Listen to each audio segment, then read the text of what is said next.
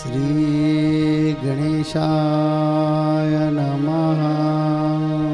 श्री सरस्वते नमः। श्री गुरुभ्यो नमः। जगद्गुरु नरेंद्राचार्य महाराज की जय। सद्गुरु काडसिद्धेश्वर महाराज की जय। संत शिरोमणि गजानन महाराज की जय। आद्य जगद्गुरु रामानंदाचार्य महाराज की जय। सियावल्लभ रामचंद्र की जय। गुरुर्ब्रह्मा गुरुर्विष्णु गुरुदेवो महेश्वरः।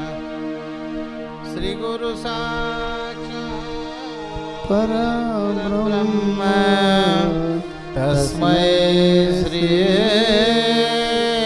गुरवे नमः।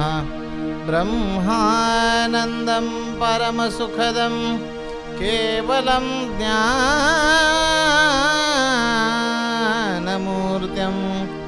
द्वन्द्वातीतं गगनसदृशं तत्त्वमस्यादिलक्ष्यम् एकं नित्यं विमलमचलं सर्वधी साक्षिभूतं भावातीतं त्रिगुणरहितं सद्गुरु तन्नमामि। श्रीमद्दासबोध दशक 14वा समास 7वा युगधर्म निरूपण वाचण्यास प्रारंभ करीतो महाराज। श्रीराम समर्थे। नानावेश नानाश्रम सर्वांचे मूळ ग्रहस्थाश्रम जेथे पावती विश्राम त्रैलोक्यवासी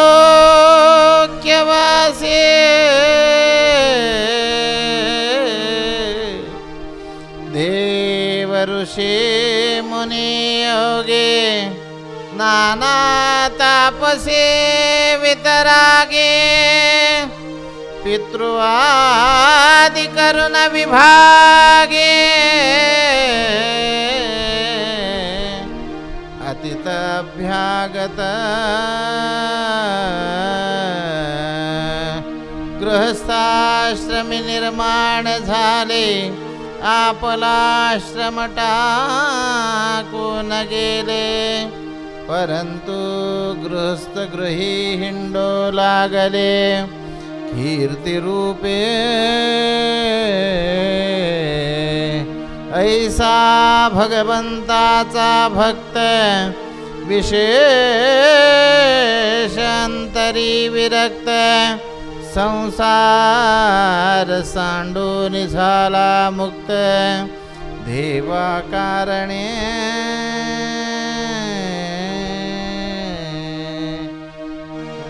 कुंडलिका वरदे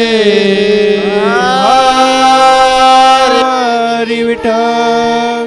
श्री ज्ञानदेव तुकाराम पंढरीनाथ महाराज की जय।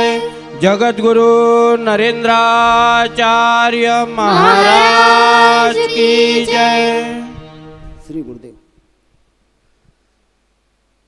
श्री गुरुचरणाला वंदन करून संत शिरोमणी गजानन महाराजाला वंदन करून विषयाला प्रारंभ करतो। आजचा विषय आहे सार्थ दासबोध दशक 14 समास 7 युगधर्म। आता युगधर्म या नावाचा अर्थ काय? आपण एवढ्या वर्षापासून संप्रदायात आहोत, आज तुम्हाला जाणवेल आपली गुरुमाऊली कुठल्या पद्धतीची आपल्याला शिकवण देते आणि का देते। आणि हे 4.5 वर्षा अगोदर रामदास स्वामीने त्यावेळच्या स्थितीनुसार परिवर्तनात्मक लिहिलं, आज आपण त्याचा अनुभव घेतो।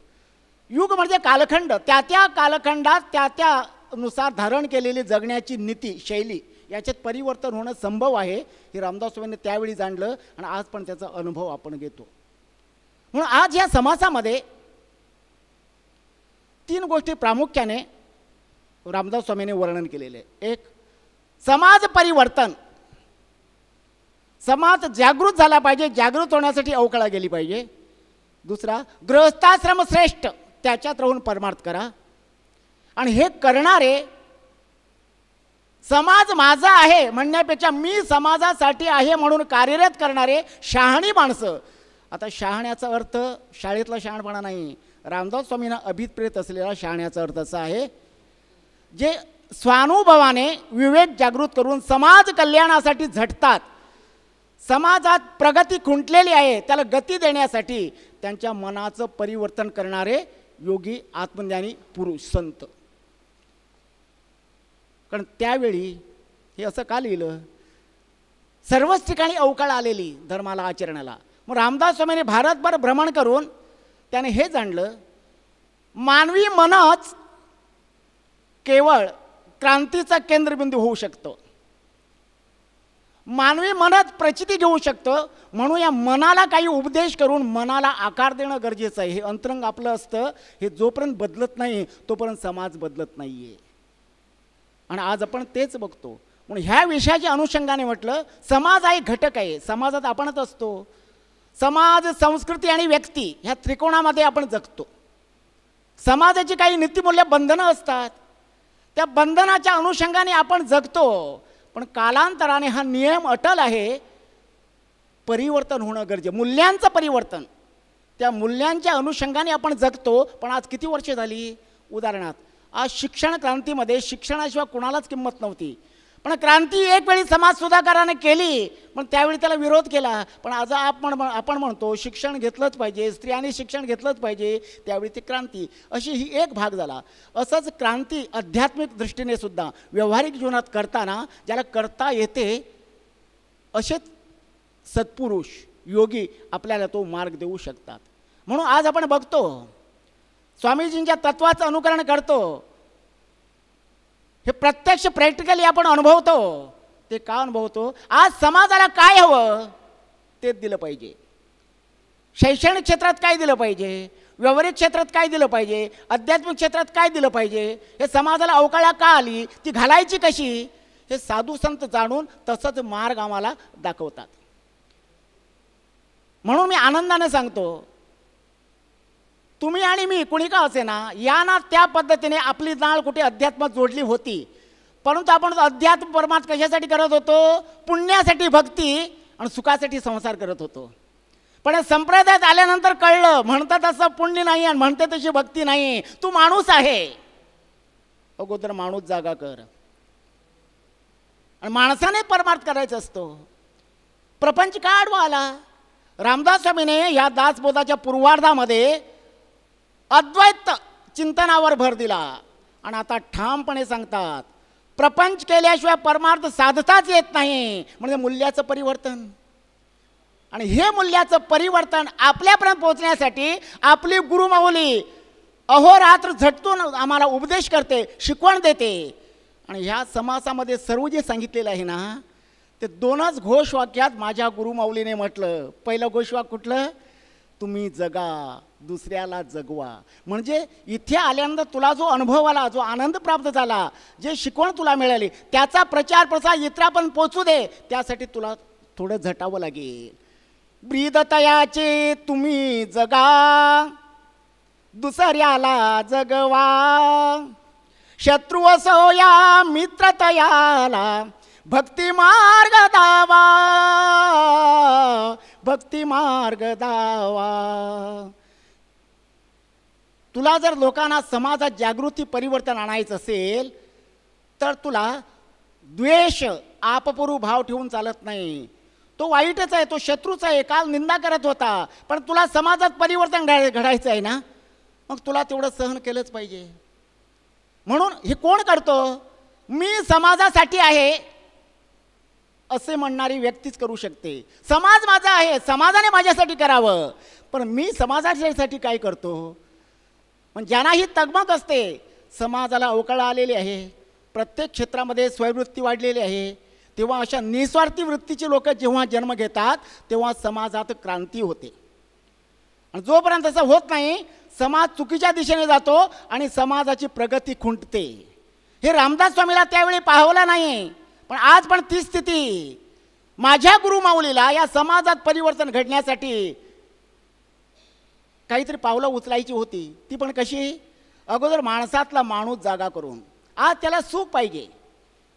लहान मुलाला जत्रेला गेल्यानंतर देवाचं दर्शन काय, प्रसाद काय कळतं का? तो फुगेवाला अगोदर दिसतो बघा, पण तो लाल फुगा बघून रडतं, तर पिवळा फुगा दिल्यानं थांबणार नाही. फुगा फुटेल म्हणून 10 रुपये दिले तर थांबणार नाही ना. असा हा आकर्षक फुगा अगोदर त्याला द्यावा लागतो, तेव्हा ते मूळ शांत होतं. आज समाजात तीच गती आहे. मला सुख पाहिजे, भक्ती नको. मग ह्या माणसाला सुखाकडे आकर्षित कसं करावं? त्याचं दुःख जाणून घ्या.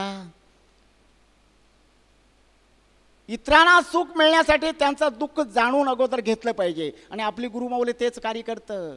काय म्हटलं? तुझं कसलंही दुःख असू दे मला सांग, कसलंही दुःख असू दे मला सांग, आणि ह्या नीतीप्रमाणे तू वागत जा, भक्ती कर. तर भक्ती का कर?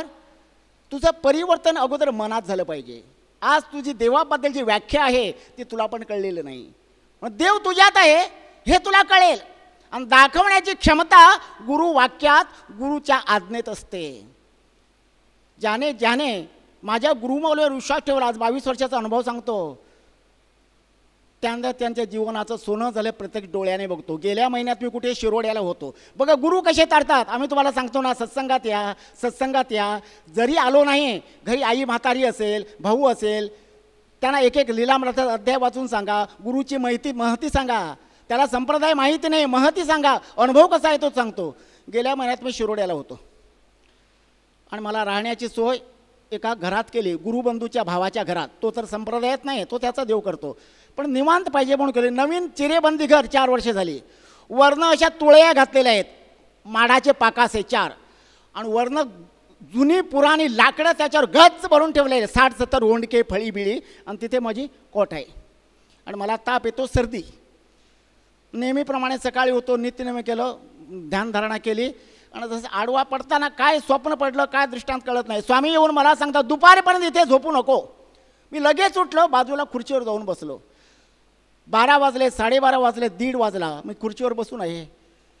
आणि ज्याच्या घरात होतो तो रिक्षा ड्रायव्हर, गुरुबंधूचा भाऊ, तो नेहमी सकाळी जाताना मला येऊन श्री गुरुदेव करून जायचा, कारण हे पण मी शिकवलेलं. आणि 3 दिवस तो आलाच नाही का. सकाळी सकाळी त्याला मोठी भाडी मिळायची रेल्वे स्टेशनची. मग रविवारी होता त्या दिवशी, तो 1:30 वाजता भाडं सोडून मला भेटायला, घरात असून आज मी याला भेटलो नाही ना, आला. तो लगेच कॉटवरती बसला. म्हणतो तिथे बसू नको का? म्हटलं तुझ्या भावाला सांगितलं मी ते काय बसायचं नाही, इथे बस. आणि माझा हाच विषय चालू होता. तर तुमच्या घरात येते जवळ सत्संग असतात, एकदा तरी जा ना. तर जायला मिळत नाही, पर्याय आहे. रिक्षाला स्टार्ट मारताना सुद्धा माझ्या गुरुमाऊलीचं स्मरण कर. अरे ज्याच्या मुखात गुरुचं स्मरण असतं, जो माझ्या गुरुची भक्ती करतो, अरे त्याच्या अंगावर जर आलं ना, नखावरती जाणार, ही तुला मी शाश्वती देतो. तुम्ही तर ड्रायव्हिंगच्या लाईनीत आहात, कधी काय होते सांगता येत नाही. नामस्मरण केल्याशिवाय तू घरातनं जाऊ नको. 15 मिनिटं लेक्चर देता देता झालं काय, वरचा जो माळा होता, 4 तुळया होत्या, 3 कटकट कटकट मोडल्या, सर्व ते घबाड त्या कॉटवरती पडलं. एवढा मोठा कडाक्याचा आवाज झाला ना, आजूबाजूवाले शेजारी धावून आलेत. काय घडलं, काय घडलं? मला काही झालं नाही ना. म्हटलं मला काही झालं नाही. त्याचा भाऊ आला, तो बोला याने हे सकाळीच सांगितलेलं होतं. आणि तुझ्या भावाला मी तेच सांगत होतो, ज्याचा गुरुवर ठाम विश्वास असेल, तो कुठे गटांगाळी जर खात समुद्रात पडला तरी त्याच्या केसाला धक्का लागणार नाही. असे हे गुरुवाक्य, गुरुतत्व, गुरुनाम आपल्या जर मनात जर रुजवायचं असेल, गुरुने दिलेल्या मार्गाने जायचं आहे, जावं लागेल. कारण समाज परिवर्तन करणं गुरुबरोबर आपला सुद्धा एक हक्क आहे. माझ्या गुरुचा अगाध महिमा वर्णू कसा दीन मी, वर्णिता श्रुतिशेष थकले तिथे मती मंद मी. तुम्ही गुरुचा एवढा अनुभव घेतात, तो बाहेर प्रचार कसा करणार? कोणी प्रचार करायचा? ज्याला कळतं, ज्याला विश्वास आहे, त्याच्या शब्दाला गुरुधार देतात. संत भ्रमंती का करतात? आपली गुरुमाऊली दर्शन सोहळे का भरवते? की ही विचारधारणा जनमानसात, समाजात, म्हणजे जातीवाचक नाही, विश्वात पोचली पाहिजे. पूर्ण विश्वाचं कल्याण झालं पाहिजे. त्यासाठी आमूलाग्र त्याच्यात परिवर्तन होणं ही काळाची गरज आहे. रामदास स्वामीने तेच परिवर्तन त्यावेळी घडून आणलं. आपली गुरुमाऊली पण तेच परिवर्तन घडून आणते. का? आज समाजाला दिशा पाहिजे. आम्ही समाजाकडे बघतो, समाज माझा म्हणतो, पण मी समाजासाठी आहे ही भावना 90 लोकांच्या ध्यानीमनी नसते. केवळ अशा कर्तबगार कल्याणकारी वृत्तीच्या ध्येयवृत्तीच्या व्यक्तीच्या अंगात हे गुण मानवलेले असतात. ते आमच्यापर्यंत उतरले पाहिजेत. आता राहिलो आम्ही संसारी. प्रपंच या त्या परमार्थाला देवत्वाचे स्थान, ऊट मानवा होय निगर्वी, ठेव स्वतःचे भान. अरे भान ठेवून संसार कर. रामदास स्वामीने तेच म्हटलं, प्रपंचात परमार्थ तुला साधता येतो. आणि ह्या कलियुगात सध्या स्थितीत परमार्थ साधायचं असेल तर प्रपंचाशिवाय परमार्थी नाही. किती उच्च कोटीचा परमार्थी असू दे, त्याचा जन्म व्यावहारिक त्या प्रपंचातच झालेला असतो, गृहस्थाश्रमात झालेला असतो. मग देव लोक कुणी असू दे, ज्या साधू जपी तपी, अंत्यसमयी त्यांना शांती समाधान कुठे मिळतं? गृहस्थाश्रमात मिळतं. म्हणून गृहस्थाश्रमाला प्राधान्य दिलेलं आहे. गृहस्थाश्रम करता करता आपल्या गुरुमाऊलीकडे बघायचं, प्रपंच करून परमार्थ कसा साधावा ही एक कला असते. आपण लाख लोकांचं दिवसाचं दुःख गुरुमाऊलींना विचारतो, पण प्रपंचिकांना दुःख असत नाही का? पण गुरुमाऊली आपलं दुःख कुणाला सांगत नाहीत का? एवढी क्षमता या आचरणाला निर्माण झालेली असते. एकनाथ महाराजांचा पहिला संसार ना, प्रपंच परमार्थ अशा पद्धतीने करण्यासाठी काही गोष्टीचं आचरण करावं लागेल, काही स्वैरवृत्तीचं निर्मूलन करावं लागेल. परंतु भान ठेवून संसार कर. आता माझा संसार चांगला झाला पाहिजे, सुखासाठी परमार्थ करतो, पुण्यासाठी. अरे पुण्य आतमध्ये होण्यासाठी काय परिवर्तन करावं, गुणाचा विकास कसा करावा ही आपली गुरुमाऊली सांगते. तुम्ही कधी ऐकलं का? आई वडिलांनी, गरीब श्रीमंत कुणी असू दे, मुलांना लहानाचं मोठं करण्यासाठी जेवढा खर्च केला त्याची नोंद ठेवली का? ह्या मुलाला अमुक लाख खर्च झाला, त्या मुलाला अमुक लाख खर्च झाला, असं म्हटलं का? नाही. पण आत्ताची मुलं ज्यांच्या कल्याणासाठी आई वडील झटलेत बघा, अवकाळा समाजाला कधी येते? घरातून येते. मला काय म्हणायचं आहे, समाज का बिघडतो? घरातून बिघडतो. पण ज्या आईवडिलांनी मला पालनपोषण केलेला खर्चाचा हिशोब ठेवला नाही, त्याचा हिशोब म्हातारपणात मुलं ठेवतात. आईला मीच ठेवून घेतो, बापाचं डोळ्याचं ऑपरेशन मीच केलं, आईच्या गुडघ्याचं ऑपरेशन मीच केलं, गणित मांडतात. आणि ह्या गणितातून काय होतं? मुलांवर संस्कार तेच होतात. आम्ही तर श्रावण बाळ नाहीत ना, खांद्यावर कावड घेऊन आईला तीर्थाला नेणारे. अरे कमीच कमी आठवड्यात एकदा सत्संगात तरी घेऊन ये, कमीच कमी गुरुवारी लीलामृताचा एक अध्याय तरी वाचून सांग. गुणा अवगुणाचं कसं वर्णन स्वामीने करून माणसाच्या मनाचं परिवर्तन कसं केलेलं आहे. म्हणून तुझ्या घरात तुला देव भेटेल. आणि हा देव भेटण्यासाठी परिवर्तनशील पद्धतीने काय संस्कार करायचे ते गुरुमाऊली आपले प्रवचनातोड सत्संगाच्या माध्यमातून करून आपल्याला हे सांगतात, बाबा रे करू नका काही, संत संग धरा. म्हणजे तुला घरातून परिवर्तन झाल्याशिवाय समाजाचं परिवर्तन करण्याचे गुण तुझ्यात विकसित होणार नाहीत. जिथे चांगली व्यक्ती चांगल्या विचाराने जाते तिथे चांगलंच होतं. एक महात्म्य शिष्याबरोबर एका गावात गेले, ते दुष्ट मंडळी, सत्संग नाही, स्वैराचार वृत्ती, आणि ते चमत्कार आदर सत्कार केला. ऋषीने त्यांना आशीर्वाद दिला, तुम्ही जिथे आहात तिथे तुमचं कल्याण होऊ दे. ते खुश झाले. काही न करता सुख मिळतं म्हणजे काय?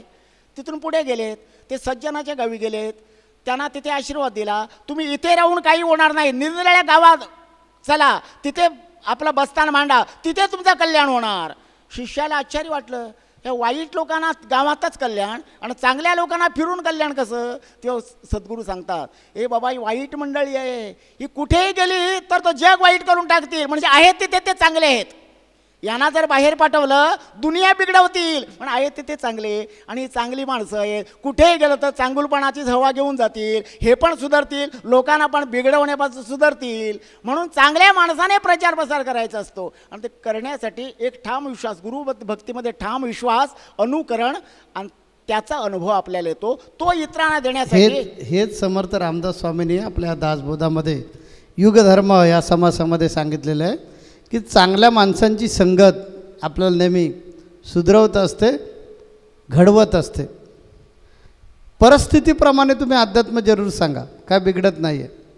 कारण ज्यावेळेला परिस्थिती बदलते त्यावेळेला ते निकषसुद्धा त्यावेळचे बदलतात. पूर्वीच्या काळी बघा, पूर्वीच्या काळी संत जपी तपी लोक संन्यास स्वीकारायचे आणि माधुकरी मागायचे आणि आपला उदरनिर्वाह करायचे.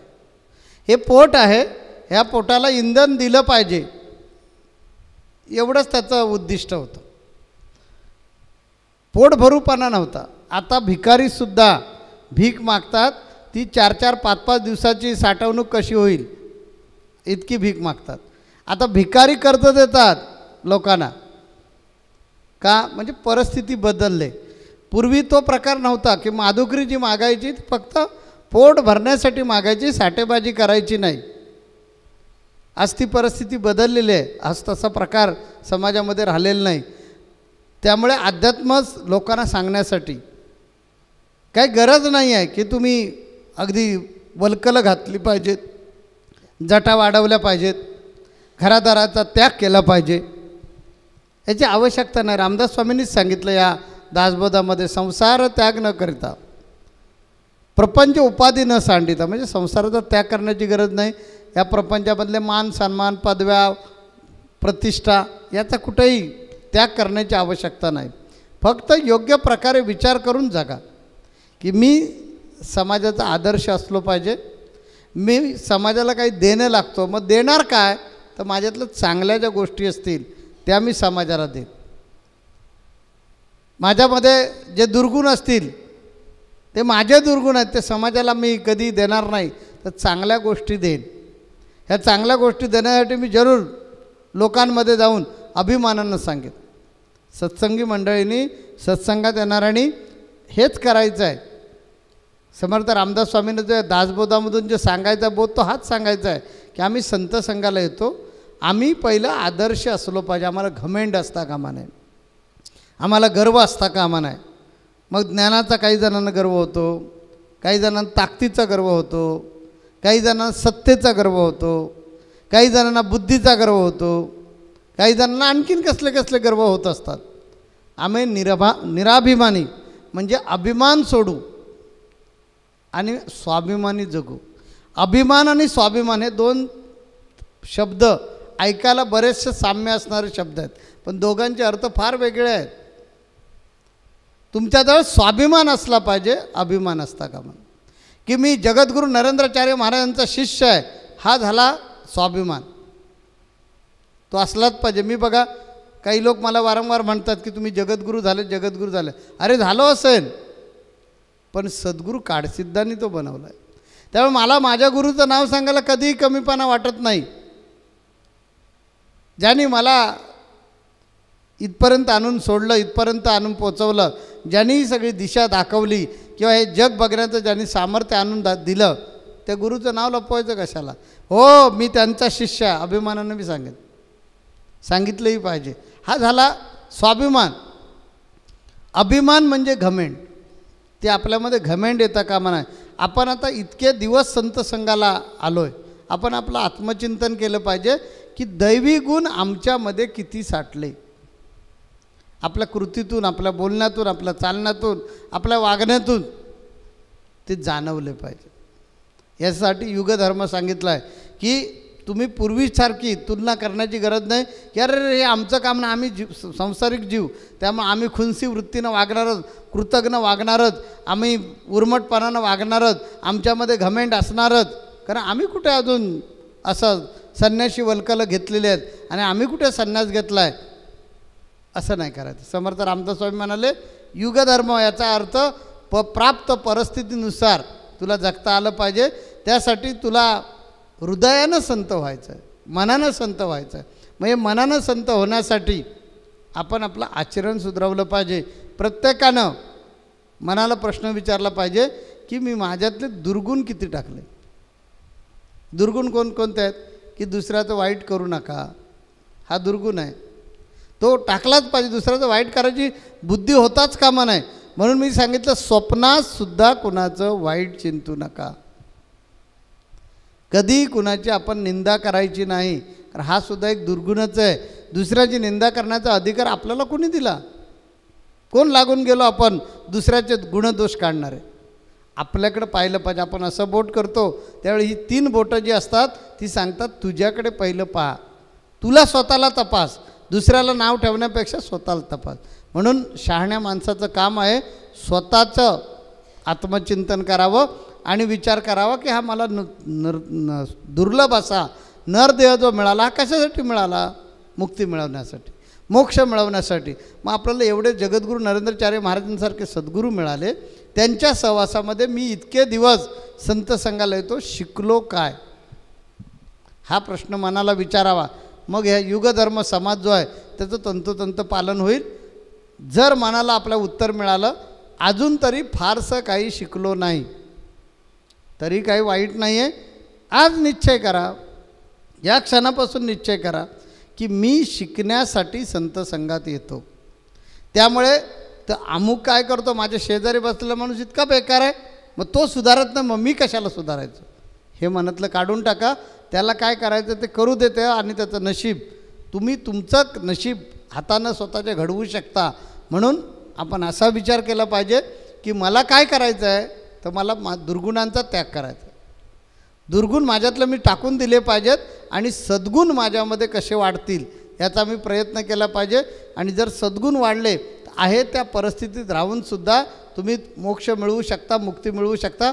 मगाशी वज्रकांतदास महाराजांनी नकळत माझं एक उदाहरण देऊन टाकलं होतं की गृहस्थाश्रम आपल्या गुरूंनी कुठं सोडला आहे. मी खरंच नाही सोडलेलं गृहस्थाश्रम, मी पूर्णपणे आकंठ गृहस्थाश्रमामध्ये बुडालेलो आहे.